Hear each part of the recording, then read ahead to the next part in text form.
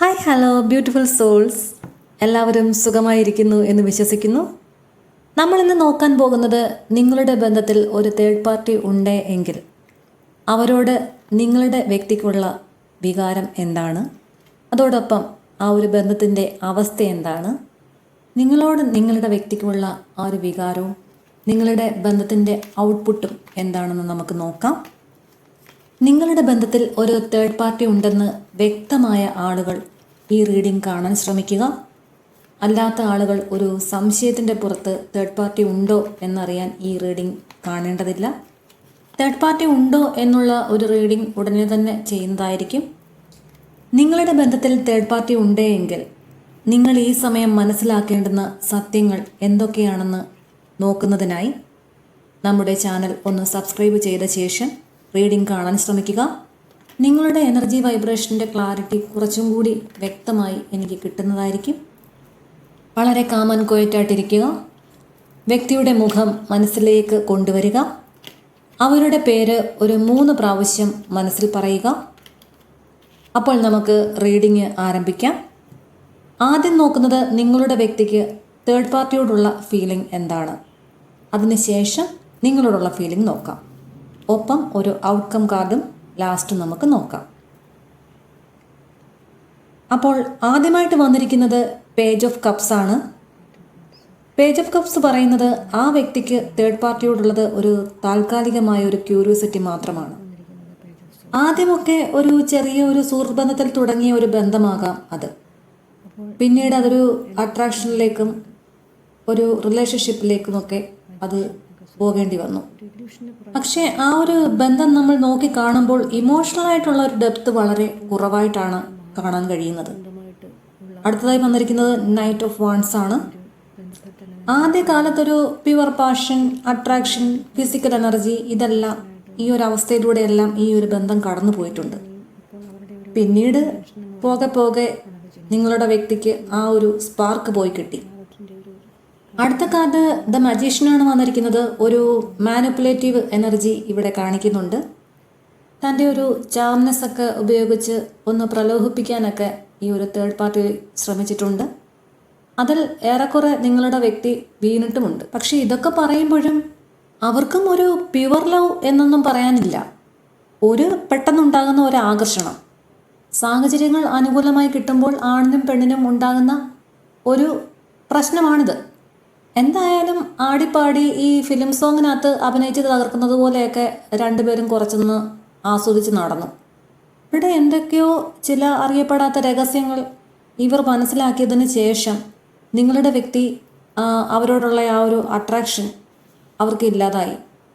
കൂടുതൽ കാര്യങ്ങൾ മുന്നോട്ട് പോകെ അവർ അറിയുമ്പോഴും അവർക്ക് ഒട്ടും അവരെ അംഗീകരിച്ച് മുമ്പോട്ട് പോകാൻ പറ്റാത്ത ഒരവസ്ഥയിലേക്ക് എത്തി നിൽക്കുകയാണ് ഇപ്പോൾ നിങ്ങളുടെ വ്യക്തി. ഈ ഒരു ബന്ധം എന്ന് പറയുന്നത് ഒരിക്കലും ഒരു ദീർഘകാലയളവിലേക്ക് ഉണ്ടാകത്തില്ല എന്നും അവരുടെ പ്രയോറിറ്റി വേറെ പലതിലുമാണ് എന്നുള്ള സത്യമൊക്കെ ഇപ്പോൾ നിങ്ങളുടെ വ്യക്തി അറിഞ്ഞു തുടങ്ങിയിട്ടുണ്ട്. അതിൻ്റെ ഒരു ഷോക്ക് അവർക്കുണ്ട്. നിങ്ങളുടെ വ്യക്തി ഇപ്പോൾ ആലോചിക്കുന്നത് തനിക്ക് എന്ത് പറ്റി, താൻ എന്തിനാണ് ഇങ്ങനെ ഒരു റിലേഷൻഷിപ്പിൻ്റെ പുറകിൽ പോയത്, ഉണ്ടായിരുന്ന ബന്ധങ്ങളെല്ലാം കളഞ്ഞിട്ട് ഈ ഒരു ബന്ധത്തിൻ്റെ പുറകിൽ പോകേണ്ട കാര്യം എന്തായിരുന്നു എന്നൊക്കെയുള്ള ഒരു ചിന്ത അവരുടെ മനസ്സിലൂടെ കടന്നു പോകുന്നുണ്ട്. എങ്ങനെയെങ്കിലും തേർഡ് പാർട്ടിയെ ഒഴിവാക്കിയേ പറ്റൂ എന്നുള്ള ചിന്തയിലാണ് അവരിപ്പോഴുള്ളത്. അവരൊരിക്കലും ഇവരെ തിരക്കി വരരുതേ, ഇവരുടെ ജീവിതത്തിലേക്ക് വരരുതേ എന്നൊരു പ്രാർത്ഥന മാത്രമേ ഇപ്പം നിങ്ങളുടെ വ്യക്തിക്കുള്ളൂ.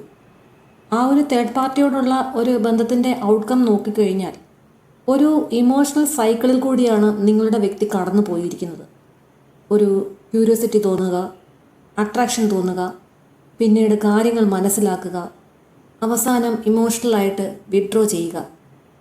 ഒരു തിരിച്ചറിവ് ഉണ്ടാകുക എന്ന് പറയുന്നത് ഒരു കുഞ്ഞു കാര്യമല്ല, അതൊരു വലിയ കാര്യമാണ്. ചില സൈക്കിളിൽ കൂടി ചില മനുഷ്യർ പോയെങ്കിൽ മാത്രമേ അങ്ങനെയുള്ള കാര്യങ്ങൾ അവർ പഠിക്കുകയുള്ളൂ. ആര് പറഞ്ഞു കൊടുത്താലും അവരുടെ തലയിൽ കയറില്ല. ഈ ഒരു ബന്ധം അവരെ കുറേ കാര്യങ്ങൾ പഠിപ്പിച്ചിട്ടുണ്ട്. അടുത്തതായി നിങ്ങളോടുള്ള ആ വ്യക്തിയുടെ ഒരു ഫീലിംഗ് എന്താണ് എന്ന് നമുക്ക് നോക്കാം. ആദ്യമായിട്ട് വന്നിരിക്കുന്ന കാർഡ് പേജ് ഓഫ് സോർട്സ് ആണ്. അപ്പോൾ നിങ്ങൾ ഈ ഒരു ബന്ധം അറിഞ്ഞതിന് ശേഷം നിങ്ങൾ ഒരു ഡിസ്റ്റൻസ് ഇട്ട് നിൽക്കുന്നുണ്ടാകാം. ഒരുമിച്ചാണെങ്കിൽ കൂടിയും ഒരു കമ്മിറ്റ്മെൻറ്റ് ഇല്ലാതെ രണ്ടുപേരും രണ്ട് വഴിക്ക് മാറി നിൽക്കുന്ന ഒരവസ്ഥ ഉണ്ടായിട്ടുണ്ടാകാം. അതല്ലെങ്കിൽ നോ കോണ്ടാക്ട്സിലേക്ക് പോയിട്ടുള്ളവരായിരിക്കാം. എന്തായാലും നിങ്ങൾ ഈ ഒരു വ്യക്തിയുമായിട്ടുള്ളൊരു ബന്ധം അറിഞ്ഞതിൽ പിന്നെ നിങ്ങളുടെ മനസ്സ് ഒരുപാട് വിഷമിച്ചിട്ടുണ്ട്. ഒരുപാട് തകർന്ന അവസ്ഥയിൽ നിന്നും നിങ്ങളെ തിരിച്ചു പിടിച്ചുകൊണ്ട് ഈ ഒരു ബന്ധത്തിൽ നിന്നും പിന്മാറി നിങ്ങളുടെ കാര്യത്തിലേക്ക് കടന്നു പോയിട്ടുണ്ടാകാം. അവരെ തിരിച്ചു പിടിക്കാൻ നിങ്ങളെക്കൊണ്ട് കഴിയുന്നതെല്ലാം നിങ്ങൾ നോക്കിയിട്ടുണ്ട്. പക്ഷേ അവർക്കൊന്നും മനസ്സിലാകുന്ന ഒരു അവസ്ഥയല്ലായിരുന്നു അത്. നിങ്ങൾ പറയുന്ന ഒരു കാര്യത്തിനും ചെവി കൊടുക്കാൻ അവർ ആ കാലത്ത് തയ്യാറായിരുന്നില്ലായിരിക്കാം.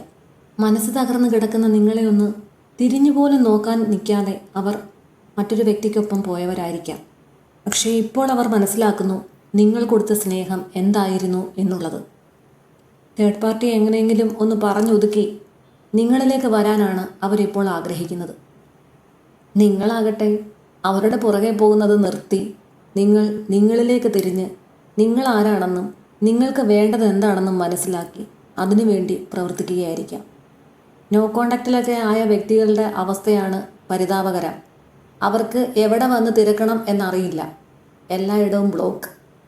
സോഷ്യൽ മീഡിയയിലെല്ലാം പരതി നടക്കുന്നുണ്ട്. എവിടെയെങ്കിലും ഒരു ഓപ്പണിംഗ് കിട്ടുന്നുണ്ടോ, നിങ്ങൾ എവിടെയാണ്, എങ്ങനെയാണ്, വന്നാലൊന്ന് കാണാൻ പറ്റുമോ, ഒന്ന് സംസാരിക്കാൻ പറ്റുമോ, സംസാരിച്ചാൽ തന്നെ അത് നിങ്ങളെ തിരിച്ചു കൊണ്ടുവരാൻ പറ്റുന്ന രീതിയിലായിരിക്കുമോ എന്നുള്ള ഒരു ചിന്തയൊക്കെ ശരിക്കും അവരുടെ ചിന്തകളെ ഭ്രാന്ത് പിടിപ്പിക്കുന്നുണ്ട്. നിങ്ങളുടെ സുഹൃത്തുക്കളോടൊക്കെ നിങ്ങളെപ്പറ്റി തിരക്കുന്നുണ്ട്.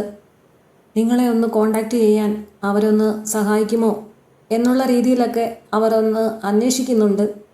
അടുത്തതായി വന്നിരിക്കുന്നത് ക്യൂൻ ഓഫ് കപ്സ് ആണ്. അവരുടെ മനസ്സിലെ ഒരു പ്യുവർ ലവ് എന്ന് പറയുന്നത് അത് നിങ്ങളായിരുന്നു. അവരതിപ്പോൾ മനസ്സിലാക്കുന്നു. നിങ്ങൾ അവർക്ക് കൊടുത്ത ആ ഒരു നിസ്വാർത്ഥമായ സ്നേഹം, കെയറിങ്, നച്ചുറിങ്, കുഞ്ഞുങ്ങളെപ്പോലെ അവരെ കൊണ്ടു നടന്നത്, സന്തോഷിപ്പിച്ചത് എല്ലാം അവർ ഓർക്കുകയാണ്. അത് ഓർക്കും തോറും അവർക്ക് സഹിക്കാനാവാത്ത വിഷമമാണ് മനസ്സിലേക്ക് വരുന്നത്. ഇന്ന് ആ സ്നേഹമില്ല. അവർ കാരണം അതില്ലാതായിരിക്കുന്നു. അവർക്ക് എന്ത് പ്രശ്നമുണ്ടായിരുന്നു എങ്കിൽ തന്നെയും നിങ്ങളായിരുന്നു അവരുടെ ഹീലർ. അവർക്ക് വേണ്ടുന്ന കാര്യങ്ങൾ പറഞ്ഞു കൊടുത്ത് പോട്ടെ സാരമില്ല, നമുക്ക് നോക്കാം, ഞാൻ കൂടെ ഇല്ലേ എന്നൊക്കെ പറയുന്ന ഒരു സുഹൃത്തിൻ്റെ സ്ഥാനം കൂടി നിങ്ങൾക്ക് അവരിലുണ്ടായിരുന്നു. അതെല്ലാമാണ് ഇപ്പോൾ നഷ്ടപ്പെട്ടിരിക്കുന്നത്. അവർക്ക് നേരിട്ട വിഷമങ്ങളും അവർക്ക് പറ്റിയ തെറ്റുകളും ഒന്നും ഏറ്റുപറയാൻ അവർക്കിപ്പോൾ ഒരാളില്ല. അടുത്തതായി വന്നിരിക്കുന്നത് ദ സ്റ്റാർ കാർഡാണ്. അവർക്ക് ഒരു പ്രതീക്ഷയുണ്ട്, ഒരു ഹോപ്പ് എന്ന് പറയാം. സ്റ്റാർ കാർഡ് അതിനെയാണ് സൂചിപ്പിക്കുന്നത്.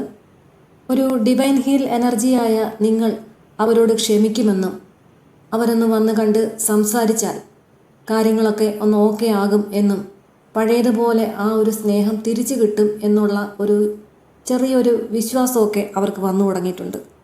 അടുത്ത കാർഡ് ഡെത്താണ്. ഡെത്ത് കാർഡ് നിങ്ങൾക്കറിയാമല്ലോ, ഒരു ട്രാൻസ്ഫോർമേഷൻ. സ്റ്റാർ റീഡിംഗ് ഒരിക്കലും ഒരു കളവല്ല. കാർഡുകൾ സത്യം പറയും. കഥ പോലെ നമ്മളുടെ ആ ഒരു ബന്ധം നമ്മുടെ മുമ്പിൽ കാണിച്ചു തരും.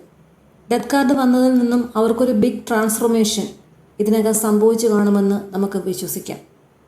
അടുത്തതായി നമുക്ക് ഈ ബന്ധത്തിൻ്റെ നിങ്ങളും അവരും തമ്മിലുള്ള ആ ഒരു ബന്ധത്തിൻ്റെ ഔട്ട്കം എന്തായിരിക്കും?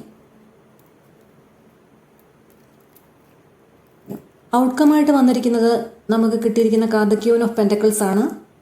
അവർ മനസ്സിലാക്കുകയാണ് നിങ്ങളാണ് സ്റ്റേബിൾ എനർജി, മച്ചുറായിട്ടുള്ള ഒരു എനർജി. അവരെ ജീവിതത്തിൽ ഏറ്റവും അധികം സ്നേഹിച്ച വ്യക്തി നിങ്ങളാണെന്ന് അവർ മനസ്സിലാക്കുന്നുണ്ട്. നിങ്ങളിലാണ് അവരുടെ സമാധാനം ഇരിക്കുന്നത്. ഈ ബന്ധത്തിന് ഒരു റീയൂണിയനുണ്ട്. വളരെ നല്ല ഒരു ജീവിതം നിങ്ങളെ വെയിറ്റ് ചെയ്യുന്നുണ്ട്. വളരെ പേഷ്യൻ്റായി ക്ഷമയോടുകൂടി കാത്തിരിക്കുക. നമ്മളെ ഉപേക്ഷിച്ച് ഒരു തേർഡ് പാർട്ടി റിലേഷൻഷിപ്പിലേക്ക് പോയ നമ്മുടെ പാർട്ട്ണർ അവരെ തെറ്റ് മനസ്സിലാക്കി തിരിച്ചു വരണം. അല്ലാതെ അവരുടെ പുറകെ നമ്മളല്ല പോകേണ്ടത്.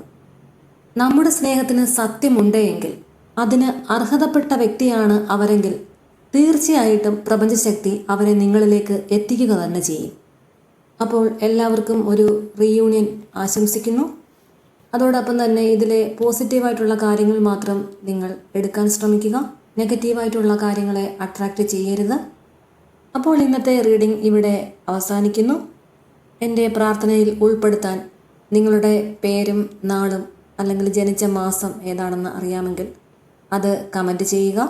ഈ റീഡിംഗ് നിങ്ങൾക്ക് റെസൊണേറ്റ് ആയിട്ടുണ്ടെങ്കിൽ താഴെ കമൻറ്റ് ബോക്സിൽ നിങ്ങളുടെ അനുഭവങ്ങൾ പങ്കുവയ്ക്കുക. നിങ്ങളെപ്പോലെ തന്നെ വിഷമിക്കുന്ന ഒരുപാട് പേരുടെ ഒരു കൂട്ടായ്മയാണ് നമ്മുടെ കുടുംബം എന്ന് പറയുന്നത്, ടാരറ്റ് റീഡിങ്ങിൻ്റെ കുടുംബം എന്ന് പറയുന്നത്. അപ്പോൾ പരസ്പരം നമ്മുടെ ആ ഒരു വിഷമങ്ങൾ പങ്കുവച്ച് സന്തോഷങ്ങൾ പങ്കുവച്ച് പോകുക എന്ന് പറയുന്ന ഒരു വേദി കൂടിയാണ് നമ്മുടെ ഈ ഒരു ചാനൽ. അപ്പോൾ എല്ലാവർക്കും നല്ല ഒരു ബന്ധം ആശംസിച്ചുകൊണ്ട് നിർത്തുന്നു. നന്ദി, നമസ്കാരം.